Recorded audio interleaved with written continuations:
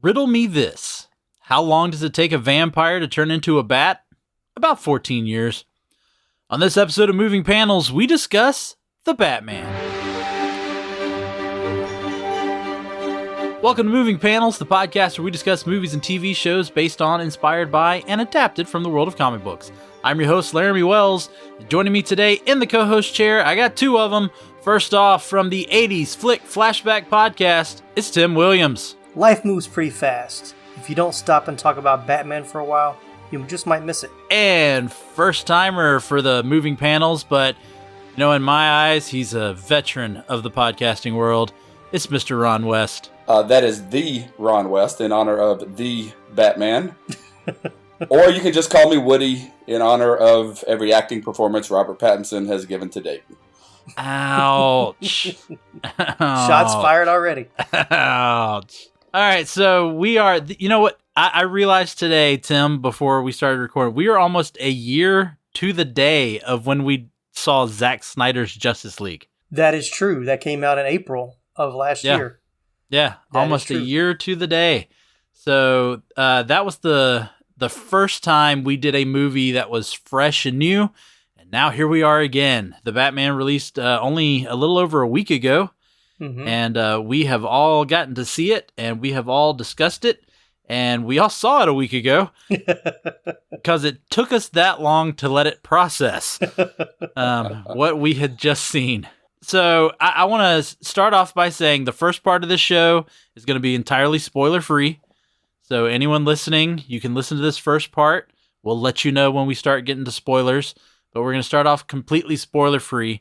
And I want to start off with a question for you two. What have you thought about previous Batman movies before this? Okay, so I'll go back to Batman 89. Tim Burton was not my introduction to Batman, but of course, the introduction of the movie version of Batman.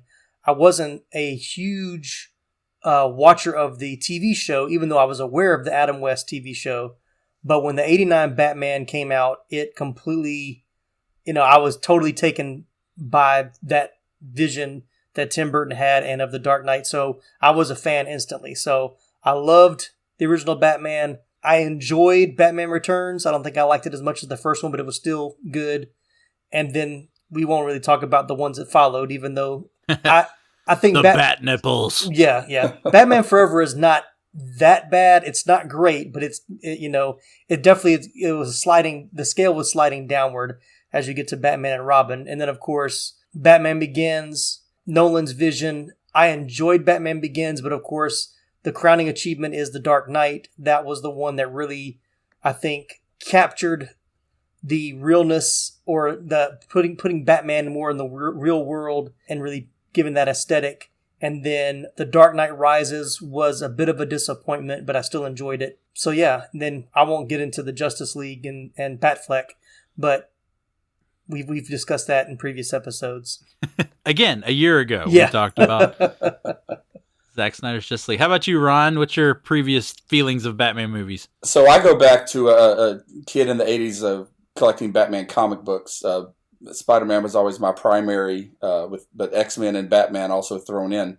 So I have some old Detective Comics, Batman comics, and then there was a secondary comic to capitalize on the popularity of Batman just called Batman. And so I was collecting those pretty regularly through the 1980s. So I was really excited for the 1989 Batman. And I will proudly still say right now, Michael Keaton is my Batman. Absolutely. And I really enjoyed those movies. As Tim stated, and as we all know, they gradually go down in quality as we get through Val Kilmer, who I will always love because he'll always be my Huckleberry, but not entirely fond of his Bruce Wayne and Batman, and then of course George Clooney. But I am one of the few people that's probably not a huge fan of the Bale and Nolan Batman trilogy. I don't think it's bad in any way, shape, or form, and Heath Ledger's performance is really strong. And I liked those three movies, but I just wasn't as big of a fan of those. In fact, I did not see the first two in the movie theater. As big of a nerd as I am of watching this stuff, I did not see either one of those in the theater. It wasn't until they came out on video. So that's my history. And I had not loosely familiar with the TV show. With shout out to my cousin Adam Adam West, but not really didn't watch it. Probably caught an episode here or there. Was familiar with the campiness of the show, but Michael Keaton, I loved Michael Keaton. I go back with Michael Keaton to Mr. Mom and a lot of the things he did in the 80s. So that's probably still my favorite. Yeah. I actually saw online, there was one of the superhero clubs or groups that I'm in Facebook. They asked, what was your first introduction to Batman in the movies? Crazy enough, even though I am younger than both of you, my first viewing of Batman in the theaters was the 1966 movie. I got to see it as a matinee when I was a kid. That's crazy. Yeah. So that was my first. Of course, I grew up with all the cartoon stuff. Animated, Batman 89 came out, and I was too young to see it in theaters. But I even remember we were in the store and I saw the novelization of the movie. Oh yeah. And my parents agreed to buy it, and we started to read it, and I think there was a curse word like on the second page, and that ended the reading of the Batman novelization. Yeah, I have the comic book adaptation of the 89 Batman movie that I actually that's very cool. I rebought because I had, when the movie came out, I remember finding it, and I had it for a long time, and then either let somebody borrow it or it got lost in one of the many moves that we did.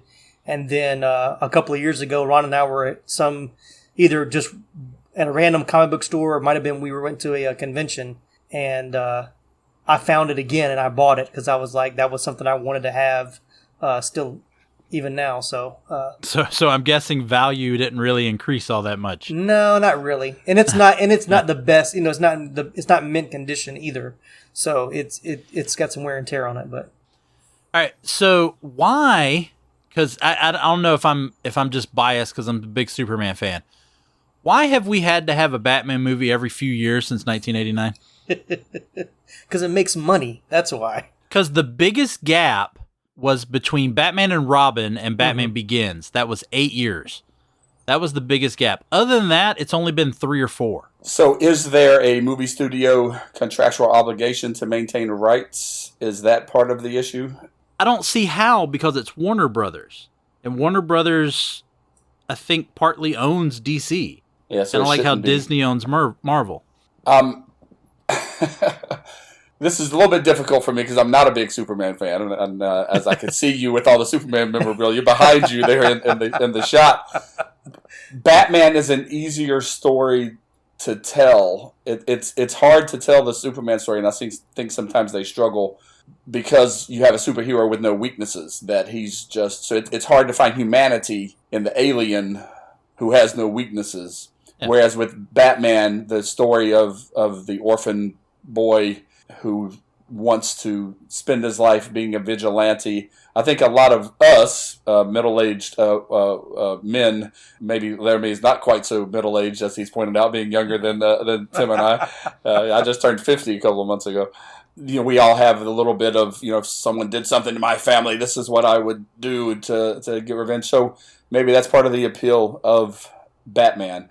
But I think it's Batman appeals to the masses more and is going to make more money, and ultimately it's about making money. No, I'm not going to disagree with that. It's just, yeah, it's again, I literally have all of them in front of me, and I have the years they came out. You get 89, 92, 95, 97, a little bit of a gap, 2005, then 08, 12, 16. If you technically count his quick appearance in Suicide Squad, that's right. 2 movies in 2016. Right. Lego Batman. Yeah. Oh, that's right. Which was that? I didn't even think to count the actual Lego movie because he's in them. Right. I just counted Lego Batman. So Lego Batman and Justice League both came out in 2017. Then you jump to the Snyder Cut, which I do think is a completely different movie, in 21. We got the Batman that just came out. He's in Super Pets that'll come out later this year. And he's Michael Keaton is full circle is going to be in The Flash, which news just broke is being moved all the way to June of 2023. Yeah. Even though it was supposed to be seen this year. This year, yeah. Which that's a whole nother conversation, but I mean, what was DC thinking? They released this big trailer about this is the year of DC. And then now we're going to move 2 of our movies to 2023. And the one they moved up wasn't in the trailer. There was no Shazam in the trailer. Shazam, because Shazam was supposed to be 2023, and now they've moved it up 2022. Yeah, so we get Black Adam and we get Shazam, which I do find interesting that both of them are coming out, considering they're slightly connected. Mm-hmm. So I don't know if maybe there's something to that, but like I said, that's a complete other side of that. Let's get into the current movie, The Batman. We can't talk about this movie without originally talking about was originally supposed to be a Batfleck movie. Yep. It was supposed to be Ben Affleck. He was going to write it. He was going to direct it. He was going to star in it. He was going to produce it. It was just going to be the Ben Affleck show. And then, of course, he backed out due to some personal issues. But what were y'all's thoughts about us getting a solo Batfleck movie? Was not a fan of the Ben Affleck Batman from the original casting to the appearances in the Justice League movies. And actually, you reminded me of something, and I might have to change my answer. Lego Batman may be my Batman. That may be the best Will Batman ever. Yeah. Will Arnett.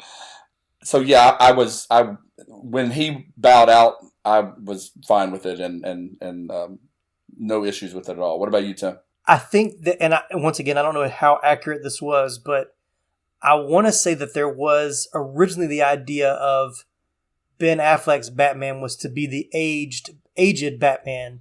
Yeah. That he was, we're going to see a different side of like him later in life, and still wanted to be the vigilante, but knowing that his body can't do all that he could do before. That was intriguing to me, and I would have liked to have seen that version. And I'll honestly say, I think Affleck's a better director than he is an actor. So to think of him directing it, I was interested. Of course, wasn't excited about it, just more interested.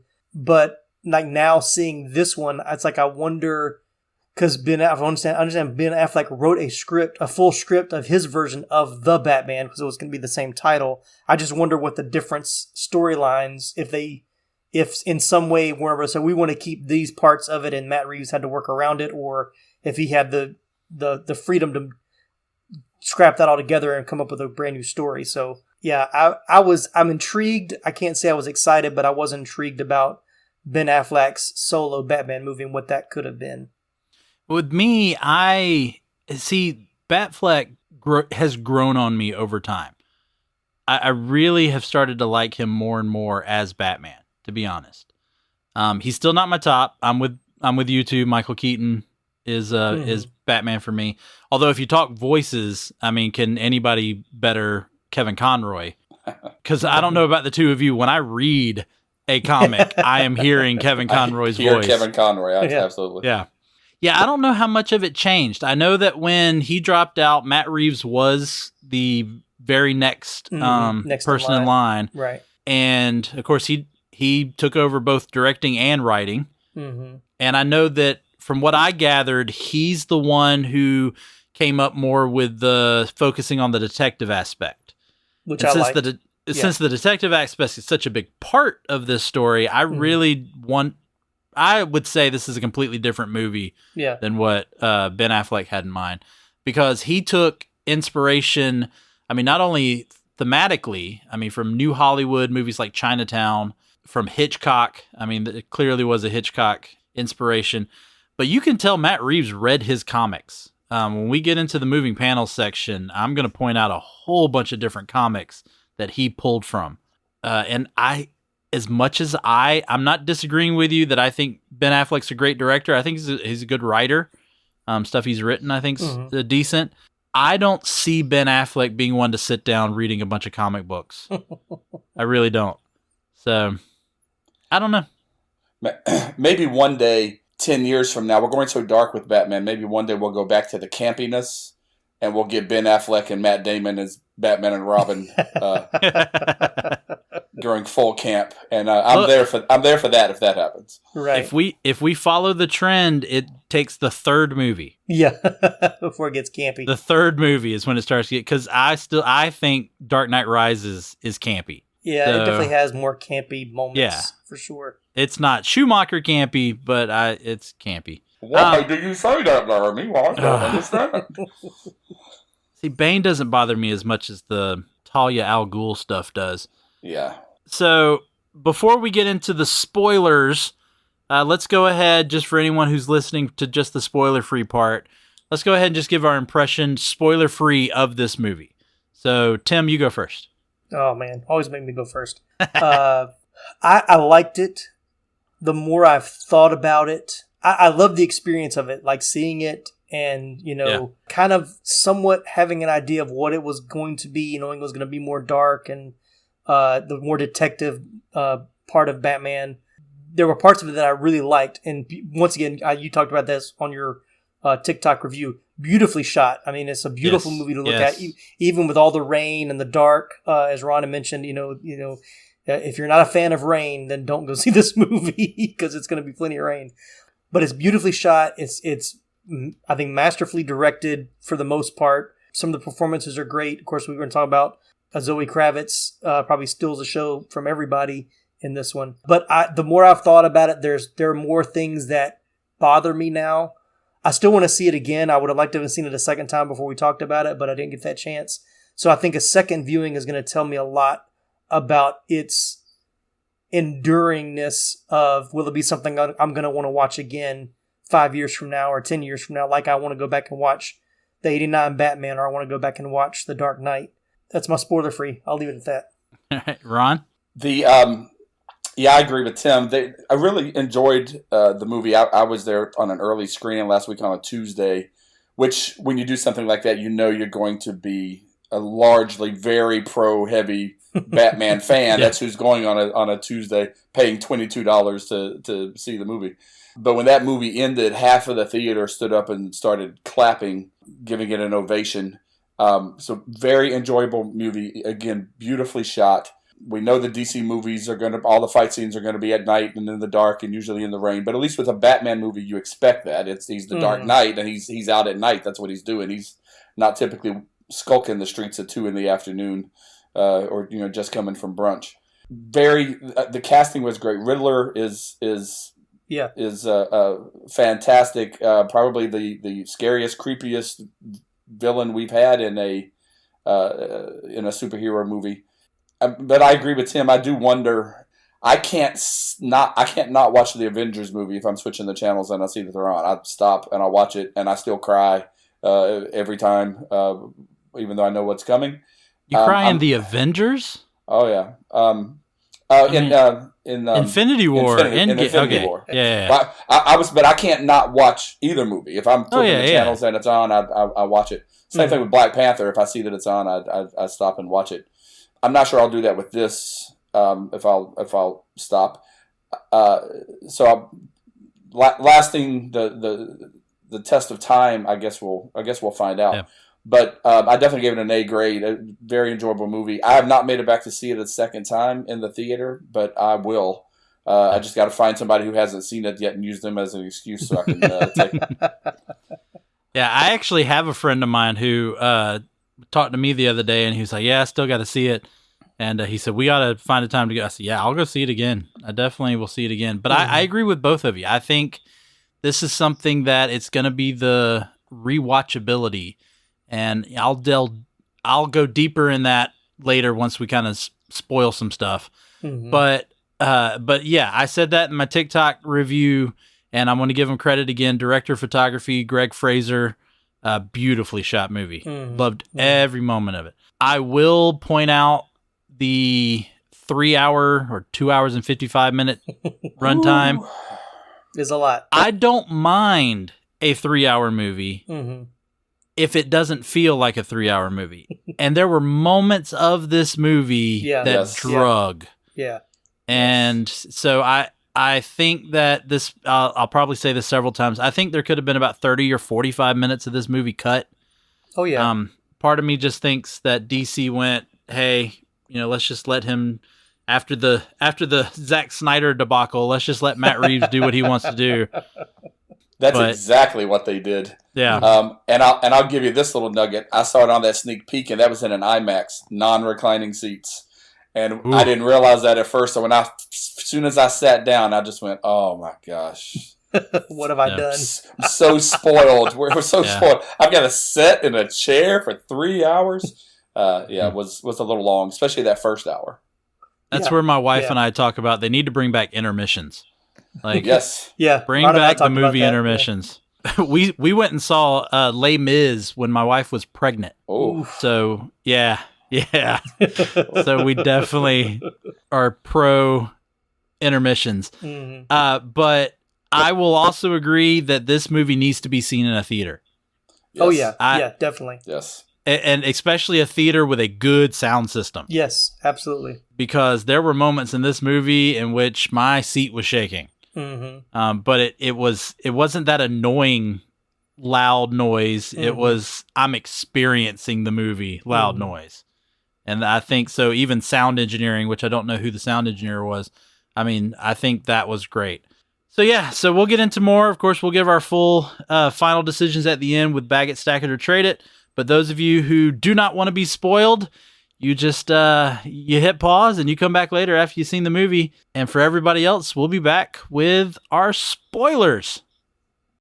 All right, so now we are spoiler. We were start talking about the movie with nothing to hold us back to talk about things that we saw and things that happened in this movie. Let's go ahead and jump into it. As always, we're going to start off with talking about the characters. This one's going to be fun. Let's talk about Batman. Let's talk about the shiny, sparkly vampire. Let's talk about Robert Pattinson. Let's not talk about it much. Oh, come on. He wasn't that bad. His Batman was actually very convincing and very good. But he's mainly Batman in the movie. So yeah, like 95% of the movie, he's Batman. Yeah, right. So... And of course, we talked about the Bruce Wayne was not very engaging, but there's that thought of, well, this is kind of year 2 Batman, so he hasn't discovered that he's got to be this flamboyant and he's got to play the part of Bruce Wayne to have a true double identity. And so understanding it that way, I can understand why they went in that direction, but it's still hard because his personality doesn't change whether he's in the suit or he's not. But I think that was done, like you're saying. Yeah. I think that was done intentionally. There's very little Bruce Wayne because he's learning to become Bruce Wayne. He's year 2 of Batman, and we see him, still equipment malfunctioning, things of that nature. But he hasn't learned yet that he needs to be the philanthropist, that he needs to be the playboy, that he needs to treat Alfred a little bit better because he's kind of a jerk to Alfred. And so he hasn't learned to be that side of Bruce Wayne yet. And I think we're going to see that transition as these movies go along. But because of that, we get very little Bruce Wayne, which, in my opinion, is a good thing with this particular emo goth needs to wash his hair version of Bruce Wayne that we have. Yeah. So did you know that Matt Reeves based the character off of Kurt Cobain? No. I did not know that. Yeah. Okay. Yeah. Reeves based the character off of Kurt Cobain. Yeah. In terms of, especially the look. Right. And also based kind of his story off of Michael Corleone from The Godfather. Okay. Interesting. I don't know how much of that I see. Yeah. But I will say one thing I don't think we've ever talked about. I did feel like this was the most 90s Batman, even though it came out in 2020, because the song choices were very much that 90s grunge. When you said Kurt Cobain, I reminded me, I was like, these are some very interesting song choices for this movie that it felt very 90s grunge rock feel. So that I just want to throw that out there while you mentioned it. So do you think it's supposed to be set in the 90s? Is there ever a time stamp at anywhere? Not that I can recall. Not that I recall either. Kind of wonder, like, are they going to... Did they maybe set themselves up so if they ever want to fast forward, they could put him into the DCEU. I'm just gonna say it. Yeah. Do they have that room for them? Yeah. Now, I will say that, and this is kind of somewhat off subject still too again, but we talked about the little trailer, the little extended clip that DC showed before the movie started. I guess they did that. I know Ron and I both saw it in previews. They showed that same clip before you're showing, Laramie. I don't think so. Okay, so for the pre-showings, they showed that was like 90-second or 2-minute. Here are all the DC movies coming out in 2022. It was already online. Oh, the one that we were talking about earlier. Yeah. Yeah. So I have seen that. Yeah. Yeah. So they showed that actually right before the movie started for both Ron's viewing and mine, I think. But I think it's interesting because you see these other characters in the DCU, and then there's the Batman. It's like, oh well, here's all these other movies that are connected, but no, here's this one that's totally not. Just made it kind of weird during that clip.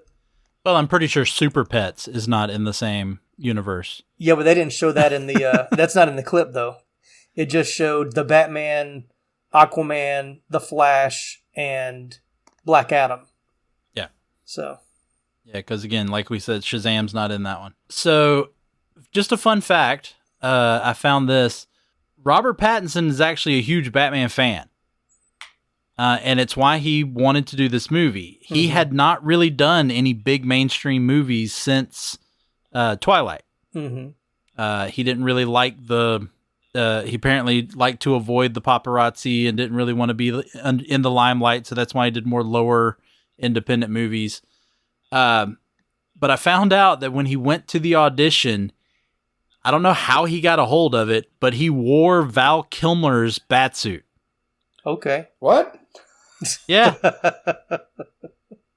Well, hey, Val Kilmer, if you watch the Val Kilmer documentary that I think was on Hulu or Prime, I watched it years ago, he sold a bunch of his personal memorabilia when he was fighting cancer. He needed money for some of the treatments he was doing. So Pattinson might have bought it directly from Kilmer. You never know. Yeah, I don't know. But I thought that was very interesting. Wow. Yeah.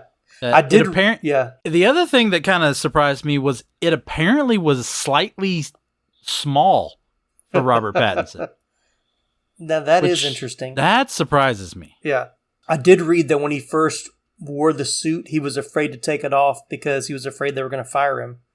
He felt like if he took it off, then they would realize he wasn't a good Batman. He was afraid that if he took it off in the sunlight, he would sparkle. That's what they did. That's what he didn't want. He didn't want to see that. Yeah, that's probably true too. That was so well played. Thank you. Thank you very much. Look, Bethany. That was so another side story here, but Bethany and I's first date was to see Twilight. Oh wow! I'm sorry. And I knew nothing about it. Nothing. Wow. And she knew everything, right? Yeah, she had read the books. But the thing is, I'm huge into vampires. Okay. I talked about that actually in the Blade episode a couple weeks ago. Mm-hmm. I'm huge into vampire. I was a big Buffy the Vampire Slayer fan. Yeah, I knew that. Yeah. I did a research paper in high school about vampires. Huge vampire fan. So I'm always curious, what is the mythology they're going to have? Mm-hmm. So we're going into this, and I'm sitting there, and I'm like, and then when they start to have the scene where he's about to step out in the sunlight, I was like, oh, are they going to reveal that they can actually be in the sunlight, or is there something to... And then he steps out in the sunlight, and I was like, oh, he's glittery. Okay. Yeah. Wasn't a big fan of that. I only saw the first one, and I think I fell asleep twice watching it. So yeah, that's my Twilight experience. I will say I've only seen each of them. No, scratch that. I have only seen all of them but the last one once. I've actually never seen the last one.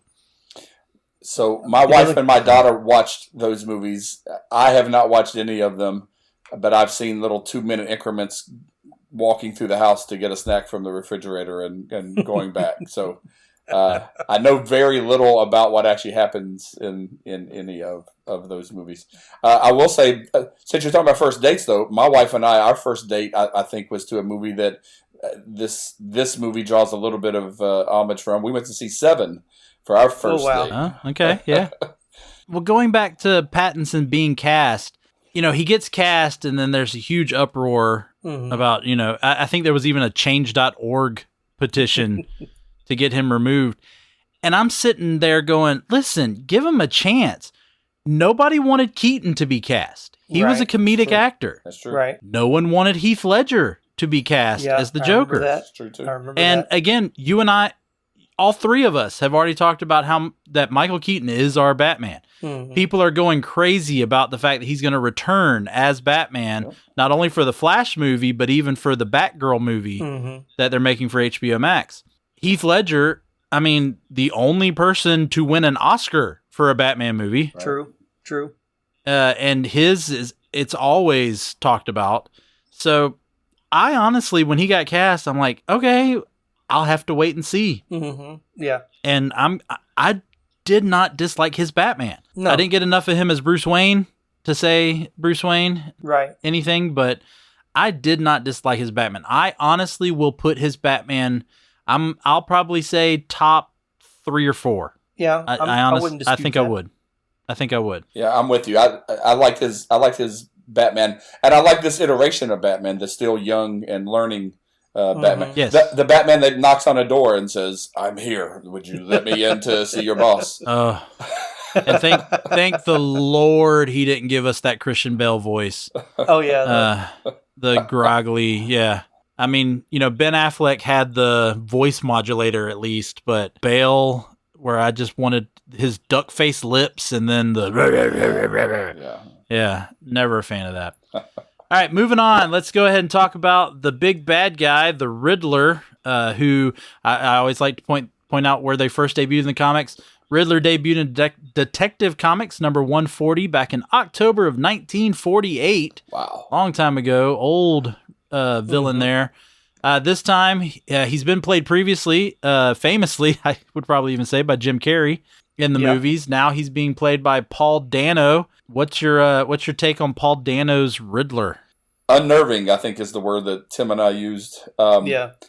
Fantastic as with the mask on, and maybe even creepier with the mask off. Yeah. Yeah.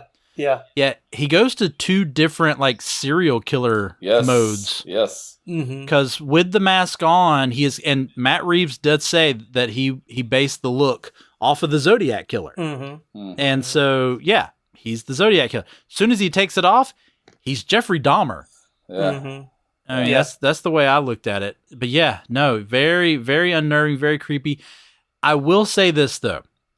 I found it a little interesting that when he was in the big get-up, he looks like a large man. Yeah, he looks bigger than he actually is. Yeah, and then Paul Dano, not a large man. Not at all. I also find it funny that a forensic accountant, which is I think what they say he is a master at electronic devices.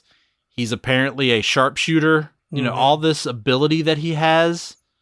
I kind of was like, okay, that's maybe stretching it a little bit. And let's not doubt his arts and crafts, because those cards that he made were were Hallmark quality. He had to have made those cards. Those cards were not store-bought. Yeah, he didn't pick them up at Walgreens on the way. He said, which one will be best for this riddle? Definitely. Well, not much of a dating life as a forensic accountant, so he's got lots of times to homemade craft some cards. Right. I do want to point out for anybody who probably is more familiar with the fact that the Riddler's name is usually Edward Nygma. The name in the movie of Edward Nashton actually is from the comics. That's the name that he started to use in the New 52. I think it was DC's way of kind of getting away from that, get it? Yeah, Enigma. Yeah. He's the Riddler. Kind of getting away from that campiness to that. So how do you compare the Riddler with, let's say, Heath Ledger's Joker or Two-Face or Ra's al Ghul, some of the other big villains we've had in Batman movies, or Jack Nicholson's Joker? Yeah, throw them all out there. The scariest villain that we've had in any of the movies, like you said, more of just a straight up serial killer, where there's real consequences to the actions that he's showing us. I think Heath Ledger's Joker is probably the villain most people are forever going to be compared to, as you mentioned, the only award winner. But he was, I think, the scariest one, the most unnerving one. So I thought he was fantastic, better than the others. I mean, Jack Nicholson is I mean, you got to love him. He in 1989 Batman, I mean, he's just loving every second that he's in those bright colors as Joker. He's just enjoying every minute of it, and that makes the performance enjoyable. Did I say Nicholson? Did I make him a golfer? Or Jack Nicholson? You're right. Jack Nicholson. No, You're right. Nicholson is right. Nicholson. Yeah. Okay. Yeah, you're right. We got the Players Championship going on here in Jacksonville this weekend. So I've been listening to golf all week on the radio. But what about you, Tim? Yeah, I think what's interesting about this one and the Riddler in particular is this is the first Batman movie where the villains, quote unquote, don't feel like comic book villains. And, we're used to seeing a comic book villain that's like, oh, well, it's not real. It's not. I mean, even Heath Ledger's Joker, as charismatic as he was, you don't see somebody walking around in white paint. Well, before this movie came out, you didn't. But but this was, to borrow a phrase from NBC TV, ripped from the headlines, it felt very much like it wasn't just a comic book movie. It was also a movie that was kind of showing somewhat of society, of a cautionary tale of society. So that's what's really set this movie apart from the others, and even the villains of the Riddler. Like it didn't feel like the Riddler. The Riddler that we know is not this character that I saw. He's not in a green suit with a bowler hat and a cane, and here we got to go ahead and talk about this. And again, spoilers. You talk about this being more realistic. Mm-hmm. Although we do have the Joker. There is a Joker. Yeah. And it looked to me like he had a white face. Yeah. What are your thoughts about potentially getting the Joker? I did hear there is I can't wait for this Blu-ray to come out. I really hope they include this scene. But did you hear there was supposed to be a scene where Batman went to Arkham and interviewed the Joker in kind of a Mindhunters, Hannibal Lecter, being interviewed by Will Graham to try to get into the head of the Riddler. I did not hear that happened, but knowing that part of this was based on the Long Halloween, and that's in the comic book series, The Long Halloween, that's what Batman does. He goes to Arkham and picks the brain of Calendar Man. Right. Yes. The villain being Holiday, who's killing people, murdering people on holidays. So that would make sense, since it's just kind of loosely based that he would have gone there. I agree with you. If that's, I can't remember last time I bought a Blu-ray, but I will buy it if that scene is on there to watch it and have it. Yeah, I still buy them. I gotta have that collection. Mm-hmm. Yeah, and but that scene to me, and I guess we'll talk more about like the third act and the issues that's where the movie kind of fell apart for me. That it kind of lost some notches, but that was a scene I don't feel like I needed. Yeah, and it did feel kind of wedged in. Yeah, there. and I was like, the Joker is like, I don't need the Joker in every Batman movie. Like, I didn't need a standalone Joker movie, to be honest, and that's a whole other discussion. But I didn't need it. It felt, felt too fan servicey. Yeah. It just felt like I was like, and they didn't really show his face. Like, I felt like they were trying to like, hey, here's a little bit sneak peek for what's coming. I'm like, I really didn't need that. You had me, you had me up to that point that I'm coming to see the next installment. I didn't need the tease of the Joker for the next installment to have me coming back. We already have Catwoman, Penguin, Riddler. Right. They didn't need, and I agree with you. I could go without the Joker for a while. Yeah. Because even the Penguin, I felt was somewhat underused. So I'm hoping that he becomes, he becomes more the main villain for the second movie. I didn't need, the Joker for that. Now, did y'all know who's playing the Joker? The actor that's playing the Joker? I do not. I don't know. It's Barry Keoghan. He had just played Druig in the Eternals. Okay. Y'all saw the Eternals? Yeah. I did, but I couldn't tell you who any of the characters' names were. Druig's the one that mind controls that entire civilization. Oh, okay. Okay. All I know right. what you're That's him. talking So about now. he's the Joker. Okay. He's our new Joker. So, That's interesting. Yeah. Mark What I Hamill thought. Mark Hamill is my Joker. Yeah, you can't look. We can never compare all of this to Batman the Animated Series because Right. Batman the Animated Series is the GOAT. I mean, that's it.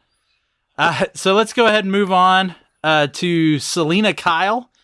They never do call her Catwoman. She's just Selena Kyle. The character first appeared as the Cat in Batman #1 way back in 1940. Here she is played by Zoe Kravitz, who actually, this was not the first time she played Catwoman. She was the voice of Catwoman in the Lego Batman movie. Oh, very That nice. is fantastic. Of course, it's not the first time being in a comic book movie. She was Angel in X-Men First Class. Right. Yeah, yeah. I remember that. My opinion, best Catwoman we've had yet. Could not agree more. Yeah, Wholeheartedly, Zoe Kravitz, and I'm not just saying that because her mother, Lisa Bonet, is single now, and I think a natural progression for her would be Lenny Kravitz, Jason Momoa, and then me. I think that's a good way for that to go. So I'm not just sucking up to Zoe for that. Her Selena Kyle was great. It's not over the top, campy cat slinking around. And I also thought, going back just a little bit to how Bruce Wayne has not become a playboy yet. When Batman's big line, he doesn't know what to say to her, and it's just, "You got a lot of cats." I was like, yeah, not a lot of game for this Batman Bruce Wayne at this point in his life. But she was fantastic. Yeah, I agree. I mean, you're not going to get any pushback from me. I mean, I think she was. To me, I felt she was more of the star of the movie than Pattinson was, because I think she lit up the screen for all of her scenes, and she brought a lot of energy. You get a lot more humanity out of her. Yeah, and she brought more energy than you're going to get. You know, she was kind of the yin to his yang. So in that instance, he needed to be more subdued and more wooden, because if he was as charismatic as she was, then that dynamic wasn't going to be the same. But she had just, like Ron said, she's just the right amount of charisma that you need for that character, that without taking it too far. I think she played it perfectly. Well, and the role of, I mean, not just being a cat burglar, but she has real stakes in this, and what is going on, and that just makes the character that much more important to the film. Mm-hmm. Moving along, let's talk about Lieutenant James Gordon. Of course, he's more known as Commissioner Gordon, but I like that we're getting to see his build as well as a character. That character first appeared in Detective Comics number 27, all the way back in May of 1939. Wow. Here he is played for the first time by a man of color. Mm-hmm. He is played by the wonderful Jeffrey Wright, who I do not think can do anything bad. Mm-hmm. And of course, not his first go as a comic book character. He was the voice of the Watcher in the Disney Plus What If series, which again, he's great at. So yeah, I love that they go ahead and establish, look, they clearly have built up a relationship from Batman's first year of being Batman, and you don't have to explain why. And I was totally fine with it. Yeah. I don't have to explain why. Tim and I have talked about this so many times over the years. I love smart writing and storytelling where you do not have to explain every little thing to your audience. Establish the relationship without giving us the origin of the relationship. Right. And in comic book movies, because they're written for 12-year-olds, they often feel like they have to overdo that in all of these movies.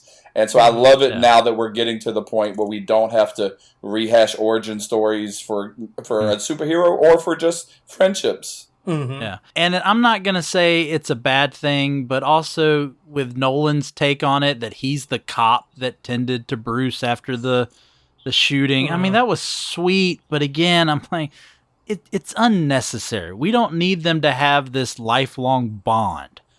Like, it's just, they're two guys who want to protect and save Gotham.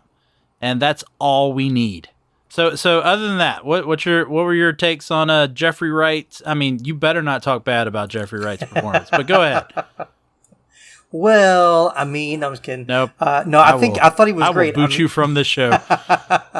No, I mean, I've been a fan of Jeffrey Wright for a long time, and you're right. I haven't seen him in anything that I haven't liked. Yeah, so I was about to say about Westworld because I didn't make it past halfway through the second season, but I don't think he was really in the second season. But I think it was good. I mean, I think it was good. I mean, he's great. I think Ron and I, when Ron first saw it, him and I were talking about it, and he felt like he was a little underused. But that's just because of my great respect for Mr. Wright's talent. Yeah. I just think he could do a little more. But I could say the same thing about Andy Serkis when we get to Alfred. Oh yeah, we'll get to that. Yeah. But no, I want to see, and I've heard this is in consideration. I want to see I know that Fox did the whole Gotham thing, but I want to see a crime procedural Gotham PD television show featuring Jeffrey Wright's Lieutenant Gordon. I would love that. I'll take it. That's what I want to see. I want to see that. Put that on HBO Max. Let me see it. I agree. All right, let's go ahead and we just mentioned him, so let's go ahead and talk about Alfred Pennyworth, the famous butler of Batman. First appeared in Batman number 16 in April of 1943, which honestly surprises me that he wasn't introduced earlier. Right. But this time he is played by Andy Serkis, a good friend of Matt Reeves. Mm-hmm. Of course, Matt Reeves and Andy Serkis had previously worked on the Planet of the Apes movies. Mm-hmm. So that was, I'm pretty sure, where they started talking about this. I have to mention it because we're running on this. Not his first take in comic book movies as well, because he was Ulysses Klaue in the MCU. Yep. Although he is no more, but... I don't know. The multiverse is open now, so... True. I think, though, he's got this job now. But, Ron, you mentioned this earlier. Yeah, this is not the relationship we're used to between Bruce and Alfred. It was very cold between the two of them. Very much so. And I guess... And again, it goes back to him. He's learning to be Bruce Wayne, and maybe he's got to come to appreciate the role Alfred has had in his life a little bit more. Alfred, but it's been what, like 20-something years? Like what? Since the parents have died. Yeah. I mean, it's hard to explain, but maybe it's just hard to explain because we've never seen that younger Bruce Wayne, that younger Batman. I mean, he probably wasn't always a nice guy. But, Alfred, the keeper of cufflinks, we learn in this in this movie, which leads to so you're a Wayne now? Was that the line? I think so, yeah. Your father gave these cufflinks to me. And that shuts Bruce up quick. But, I mean, I love Andy Serkis. I love him in everything, but I'll be honest, there's still a little part of me when he's handing him the cufflinks that was a little bit it's like... Wish he would have said, "My precious cufflinks." Obviously, they wouldn't have that. But every time I ever see Andy Serkis anywhere, I'm going to think of My Precious. Gollum. Yeah. I think if anybody was underused, it was Andy Serkis in this and Alfred. He's not in it enough. Like the first half, and then But one of the scenes that bothered me, I know we'll get there, but him opening the package. Yeah, and I just go ahead and talk about it. I just wanted to scream like, Alfred, you're smarter than this. What are you doing? You know this is a trap. Why would you open this? So that bothered me a lot. And once again, that diminished the Alfred role for me even more. It was like, I know you don't you have a military background? Exactly. He's supposed to. Yes. They give him the scars. He's got the cane. I mean, clearly. Right. So that made no sense. Yeah. It would have made more sense if it wasn't known that the Riddler is sending out these. If that was the first one that got sent out, it would have made a little more sense. But by this point, All right, we need more Alfred. That's all we're going to say to that. So let's move on to another person that Tim mentioned wanting to see more of, and that's the Penguin. Absolutely. Oswald, although I think they just call him Oz in the movie. Oz Cobblepot. Character first debuted in Detective Comics number 58 in December of 1941. And here, if you never told me, I would have never guessed this was Colin Farrell. Nope. Outstanding work with the makeup department. Mm-hmm. Mm-hmm. I mean, outstanding work for Colin. Yeah, because he completely there's different. no hint of Colin Farrell in here. Mm-hmm. There's no hint of Bullseye from Daredevil. Again, another comic book connection. There you go. They've all been in previous comic book movies.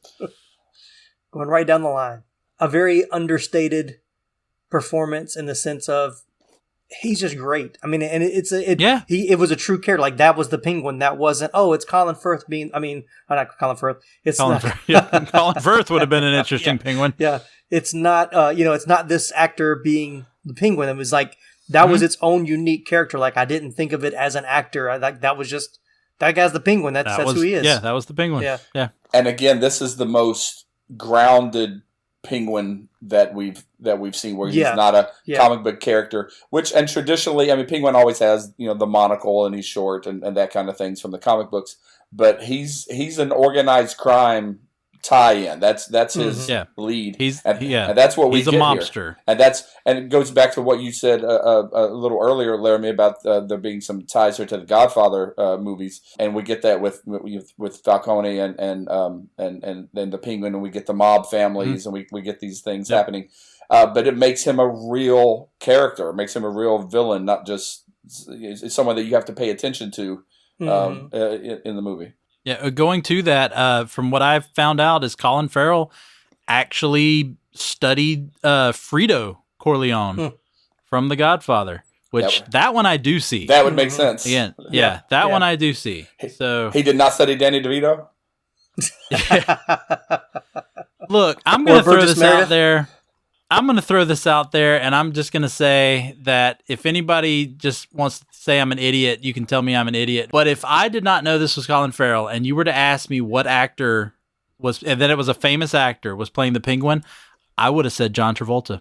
Ooh. That's not too far off. Yeah, I can see that. That's good, Laramie. Yeah. I would have just guessed John Travolta. There was just something about it that felt like John Travolta. And he's probably mad he didn't get it.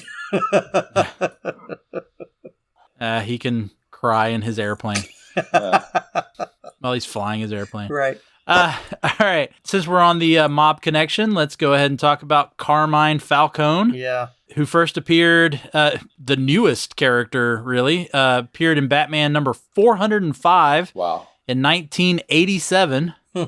Here he is played by John Turturro in what is probably the most comic book character-ish character of the movie. Yes. That's it. Yeah. Real quick trivia fact. His son, John Turturro's son, Amedio, I apologize for mispronouncing that, is actually an editor for DC Comics. Oh, wow. Oh, very interesting.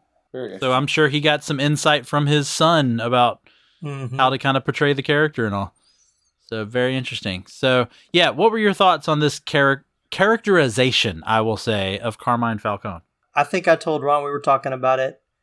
I felt like Turturro was trying to be Al Pacino in the movie. Like, I felt like that was the character like he was trying to be. He wanted to be who Pacino is in every movie that Pacino is in. Yeah, he was definitely trying to be a character. And that was, I think, my biggest problem with this character. Which is how most of the movies he's in, he's playing a character. So it wasn't off brand for him, but it did.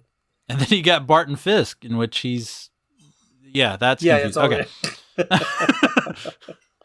Once again, third act just kind of falls apart for me, and he was a big part of that third act. That was like, I didn't think it was necessary. Okay, so let's get into spoilers here. What were your thoughts on the twist to find out that he is Selena Kyle's father? I'd take that bad, huh? I take that deep sigh, which makes it sound bad, and honestly, it was not. I mean, I didn't think it was that big of a twist by the time we got to that point. I mean, right before that, I think you could kind of see that coming. I'm not sure how I think I need to see the movie again to really digest how I feel about that part of the movie. I agree with Tim. By the time we get to that third act, there are some things starting to fall apart, and I agree with what you said, Laramie, about that's the most comic booky type character because he's trying so hard to be that. Yeah. But that particular plot point, I think it helps Selena Kyle. It helps that character. A little bit. Again, we see her as a real person with real stakes in the game and real things that have hurt her, from her friend being murdered and stuff. So we get to see that aspect of it, and I guess this helps that along. Yeah. I don't know. Was it necessary? Wasn't the friend thing enough? Should have been. Wasn't wasn't the way they're treating them enough? And see, this is where I wonder how much of Affleck's script or his story got put into this.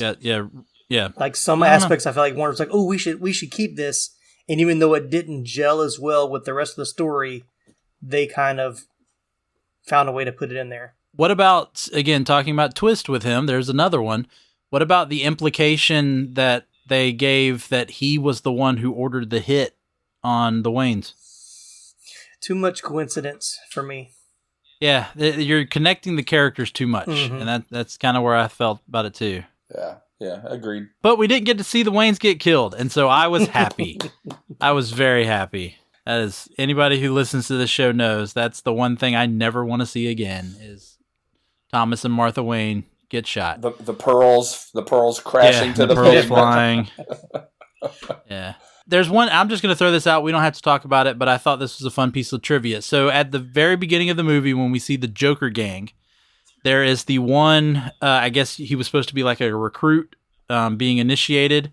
The guy who's only half of his face was painted. Right. Mm-hmm. That actor is Jay Lecurgo. And just fun little bit of trivia, because he filmed this before.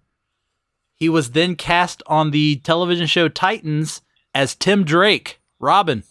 Really? Yeah. Very interesting. Wow. So he not only has another comic book connection, it's still a Batman connection. He is currently Tim Drake on the TV show Titans. So, one quick question. Speaking of Robin, are they setting up that the mayor's son will be Robin? Oh, there has to be something going on with that kid. He's featured too much in this movie. So maybe not Robin, maybe something else, but yeah. Well, no, but it would make sense because let's fast forward Batman ahead about 10 years. Then that kid is, about late teens, early 20s, 17? Depending on, Very interesting. So I think we kind of already answered this, but I want to ask this question as part of once we're done with the characters. So who do you want to see again? Who do you want to see more of? And who do you wish would be gunned down in the alley after walking out of the Mark of Zorro?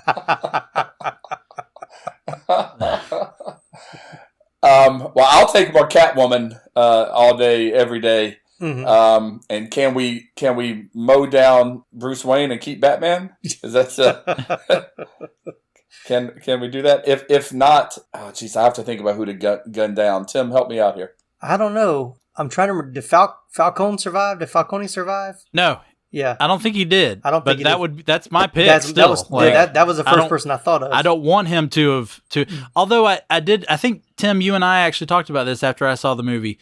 I'm kind of curious if they ever plan on introducing Two-Face, because it is Carmine Falcone's trial. Right. That Harvey Dent becomes Two-Face. Mm-hmm. So I'm kind of curious where they go on that route. But yeah, for me, and I think I said it earlier, who do I want to see more Alfred. Yeah. I want to see more Andy Serkis. Yes. Yeah. So, but knowing that they're doing the Penguin TV show now with HBO Max, so we're definitely going to see more Penguin. So, but I would want to see more of him. But I'm more Alfred, more Batwoman, not Batwoman. Catwoman. Catwoman. Yeah. Sorry, it's getting late. Is Colin playing that Penguin? Yes. Mm-hmm. I was going to say Colin Jost. Keep the Colin. There's another. Keep the wrong Collins going. Keep the Collins going. Yeah. Colin Jost would be an interesting choice, I'm sure. Chris Collinsworth. Colin Hanks. Colin Hanks. There we go. We need him in some superhero movies. Colin Hanks. Do you love movies of a certain age? Do you miss the days of VHS tapes and VCRs and video rental stores? Does the thought of another 80s movie being remade seem inconceivable? If you want to go back to school, back to the future, or even back to the beach, then the 80s Flick Flashback Podcast is for you. I'm Tim Williams, the creator and host, and on each episode, I'm joined by a guest co-host as we revisit a different 80s flick to discuss our first-time watch memories, iconic scenes, and even learn some behind-the-scenes stories along the way. New episodes drop every other Friday on your favorite podcasting platform. So make like a tree, get out of here, and go listen to an episode of the 80s Flick Flashback Podcast.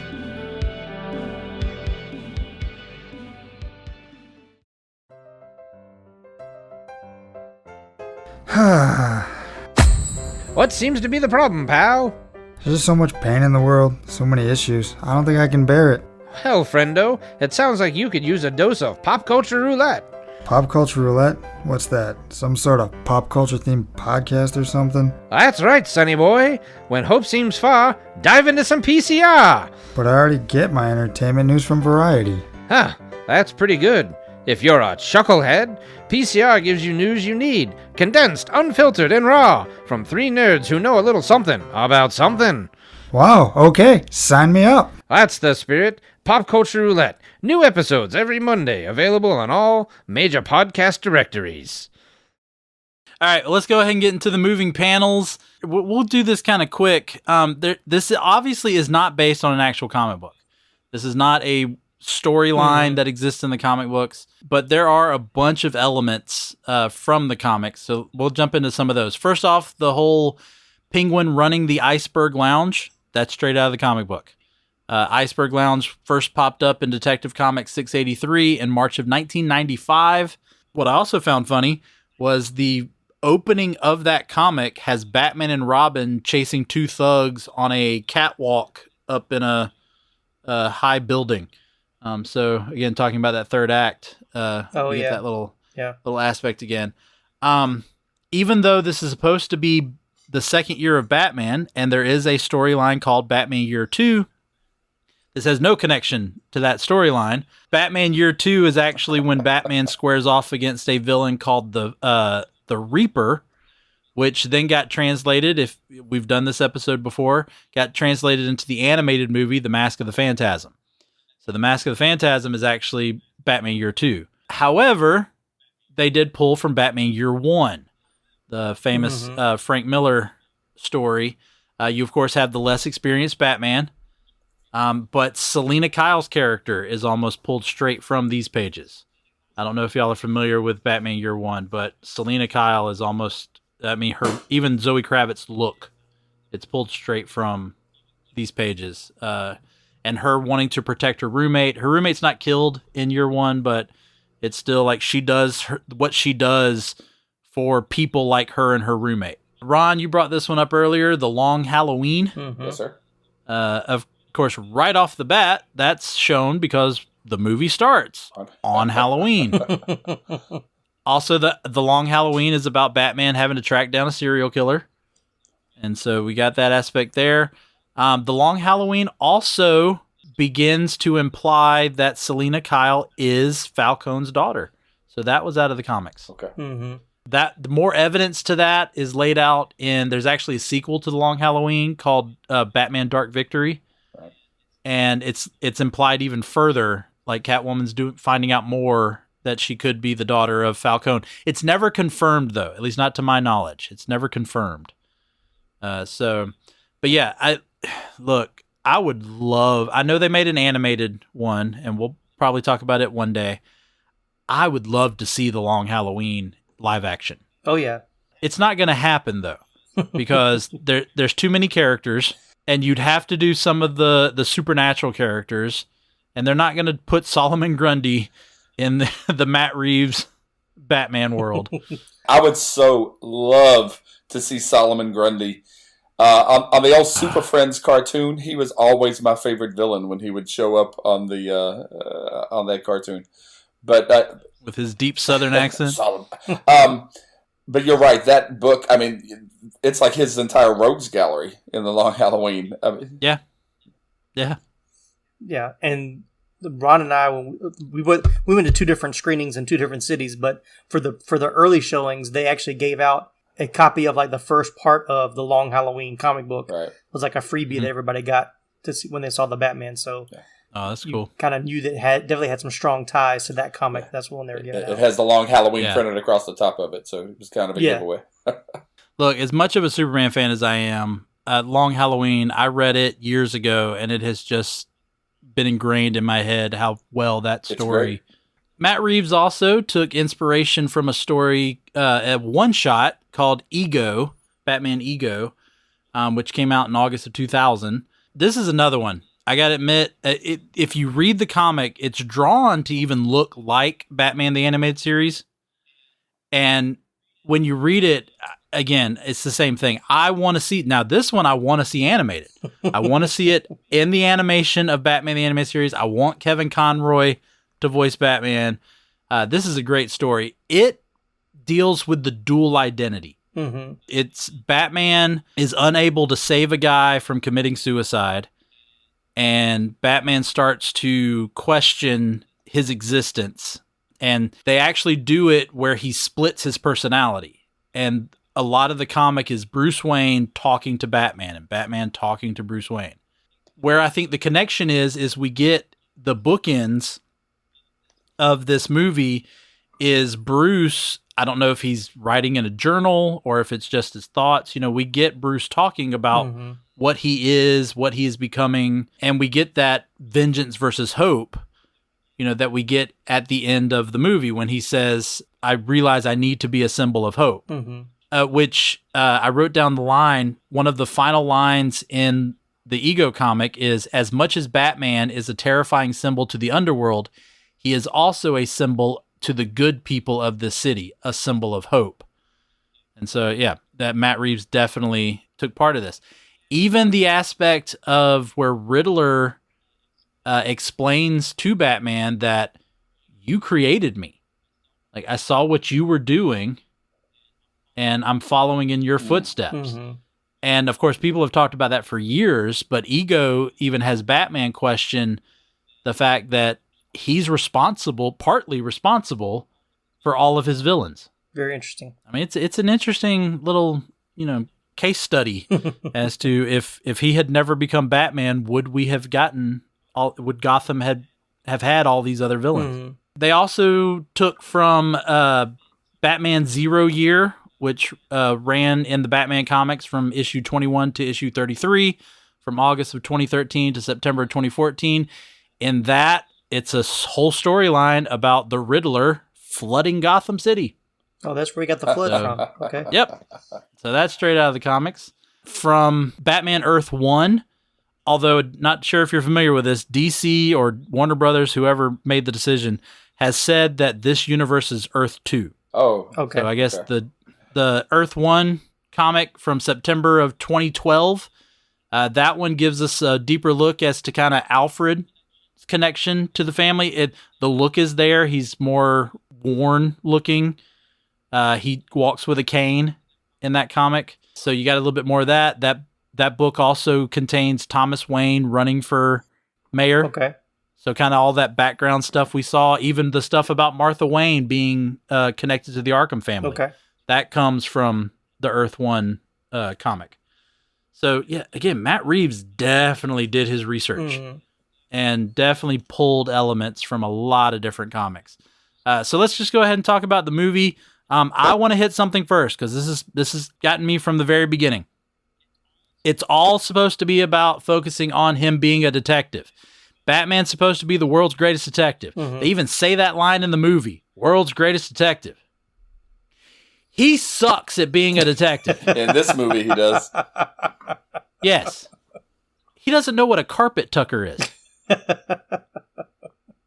I ain't gonna admit, I didn't know what a carpet tucker was either.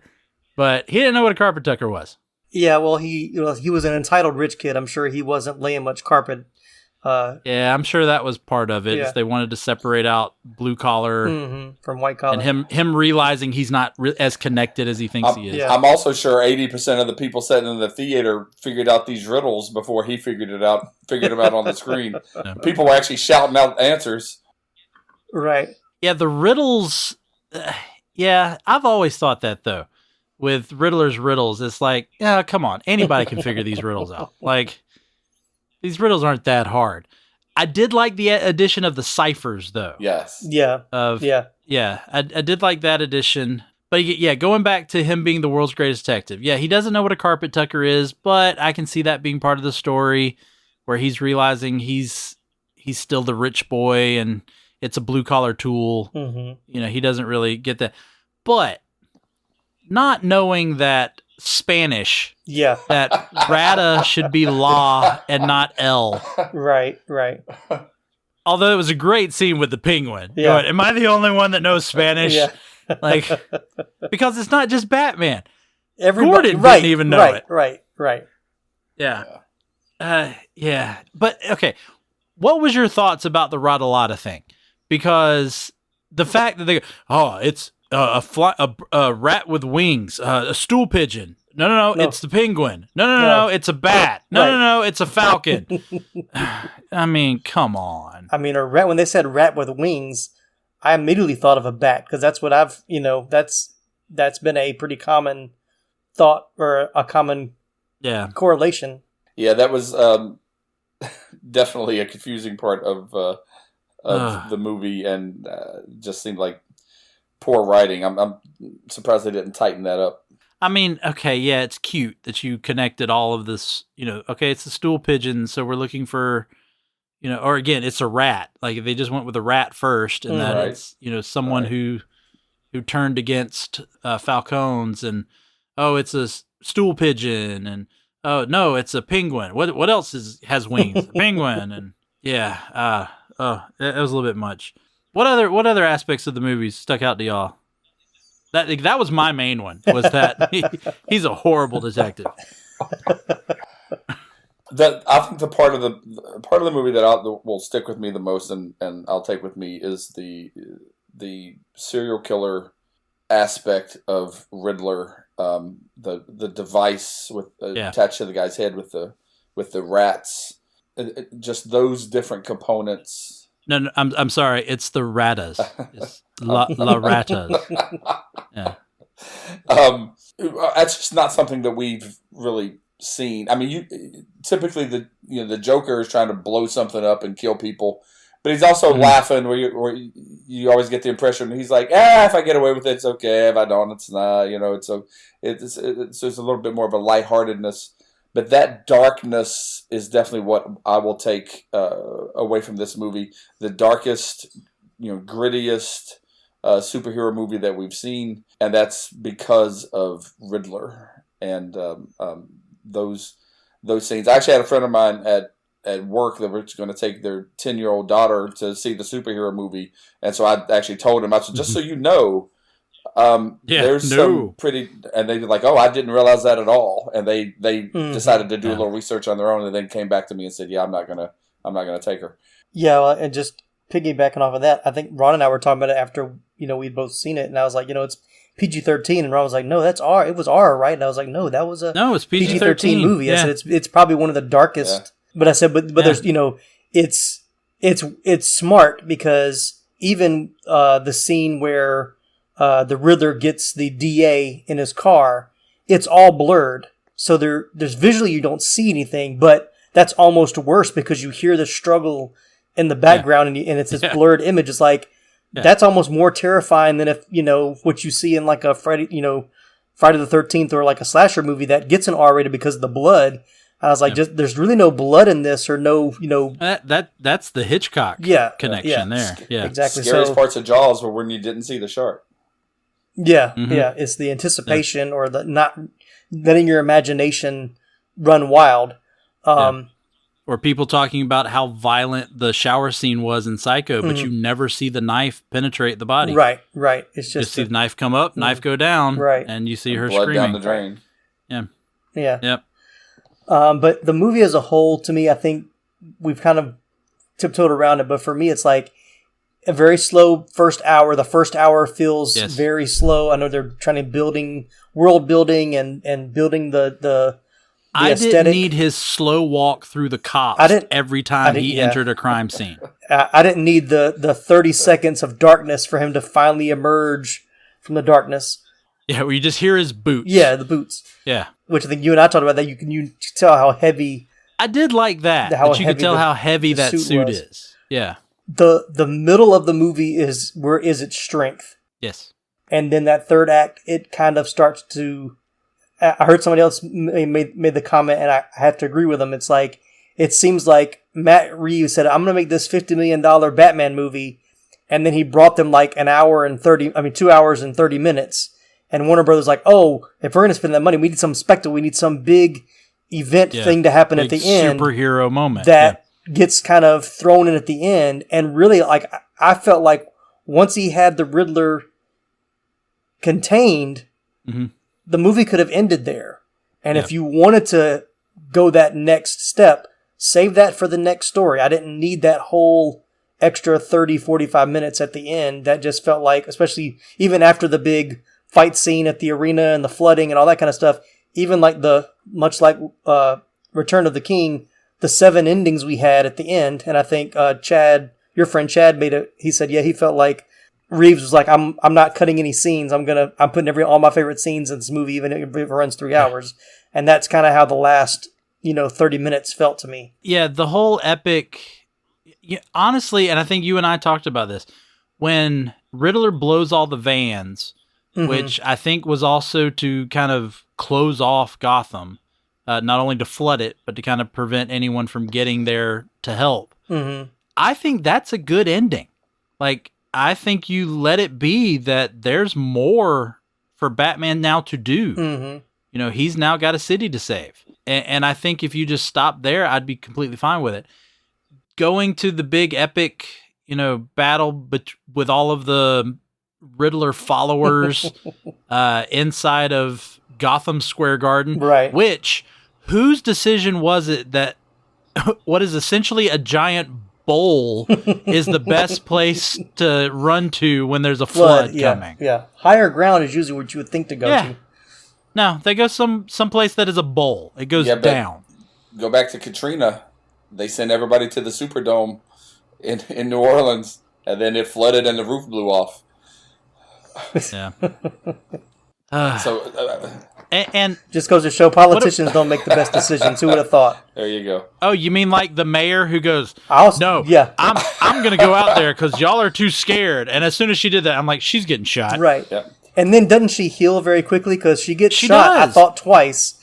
And then when he's helping her out of the water, she's perfectly okay. She's fine. She's fine. She doesn't act like her arms hurt or shoulders. She's not grabbing her side. She's in this dirty water, like just wading through it. Well, I mean, the flooding, even though it's affecting, a lot of people, it feels like the least stakes are in those scenes than the earlier individual death scenes. Where it's very impactful, but just for one individual. Then here you have the city flooding and people running, but you don't really feel like anyone's going to die or drown. Right. Yeah. And I'm sure there was. But I'm sure. Right. Yeah. And that you say that, it's like I felt there were more people in that cathedral for the funeral than there were in Gotham Square Garden at the end. Like I felt there were more lives at stake. That was a bigger moment. Yeah. All right. So anything else you guys want to talk about the movie, or we think we're ready to just wrap it up? Wrap it up.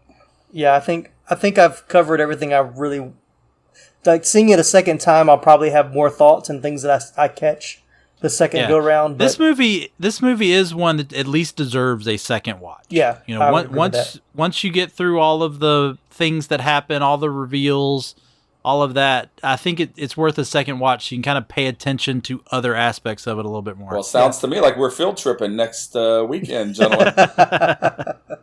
Hey, I'm game. Very possible. As long as we get reclining seats. There we go. Thank you. Please. Yeah. All right, so time for us to make our final decision. It's bag it, stack it, or trade it time. And Ron, I'm sure you're familiar with the show. You know what all this means. And since you are the newbie, I'll let you go first. How do you treat this movie? Would you bag it, stack it, or trade it? Well, since we all just said we're going to see it again, I think it has to be bag it. We are keeping this, and I'm looking forward to seeing it again. That's his quick answer. Okay. Hey, it works. Yeah. I'm the same. I'm bagging this one. I would put this. Everybody wants to talk about, is it better than The Dark Knight? Is it the greatest Batman movie? I don't think it's the greatest Batman movie. No. But I think it deserves place with, it was definitely in the top 3, top 4. I agree. And so for that, I'm bagging it as well. Yeah. Yeah, I agree. This, like I said earlier, this is the best depiction of the Batman character. Honestly, most of these characters. Mm-hmm. It is the best depiction of these characters. Very true. Real world, gritty, dark and gritty, or even comic book, Mm-hmm. this is the best depiction of these characters. I'm as much as I liked Riddler, I'm conflicted about Riddler because of the dual aspect of him, where the Zodiac aspect was more methodical, but yet as soon as he's revealed, he's more crazed. Yeah. And so I'm a little torn about the Riddler. I need more Alfred, but other than that, I think the characters are, for the most part, perfect. I agree that it should have about 30 to 45 minutes shaved off of it, but it was still entertaining. There was never a part where, I was kind of twiddling my thumb or anything. And I do mean shaved off of it. Like, we're just talking, again, the moment where he's walking through all the cops and they're kind of looking at that happened every time. We didn't need it to happen every time. Right. Those little moments of just lingering on something a little too long could have been taken out. However, I didn't say this earlier, so I'll say it now. As soon as the Batmobile revved up, that's it. Bag it. Yeah. Done. Yeah. That was Bag it. that was by far the best scene of the movie. The car chase This scene. is one of my favorite Batmobiles. Yeah. Love the Batmobile. Like I said, you go see it in a theater, you experience the Batmobile Yes. in this one. Yes. And so absolutely love it. But definitely a bag it for me. So go see it. Again, we're doing this one as the movie is still in theaters. Go see it. Of course, this episode is coming out right in the middle of our March Madness, where we're talking about Swamp Thing. But guess what? There is a tie-in. The guy who owns the rights to Batman, who is always in the producer credits, Michael E. Uslan, is the same guy who has the film rights to Swamp Thing. Oh yeah. So there you go. Although he paid for Batman, he got Swamp Thing for free. Same producer. You go back and watch anything Batman, going all the way back to 1989's Batman. Producer, Michael E. Uslan, because he owns the film rights. And same thing, like I said, for Swamp Thing. So we still have that connection, but we're going to throw this in. We'll continue with Swamp Thing in the month of March. But we'll go ahead and close the door on this one. Thank you, Tim. Thank you, Ron. It's great to have you, Ron. I always enjoy listening to you on other podcasts. So it was a pleasure to have you here. Thank you for having me, sir. I appreciate the invite. And as always, Tim, always a treat to talk movies with you. Yes, sir. And be sure to check out the 80s Flick Flashback. But for today, also, go out, 80s Flick Flashback, moving panels. You know what to do. You love the shows. Leave us a 5-star rating. Follow, like, subscribe on all the platforms. But for today, for Moving Panels, I'm Laramie Wells, and I'll see you on the other side of the page. Only half the runtime of the movie. Good job.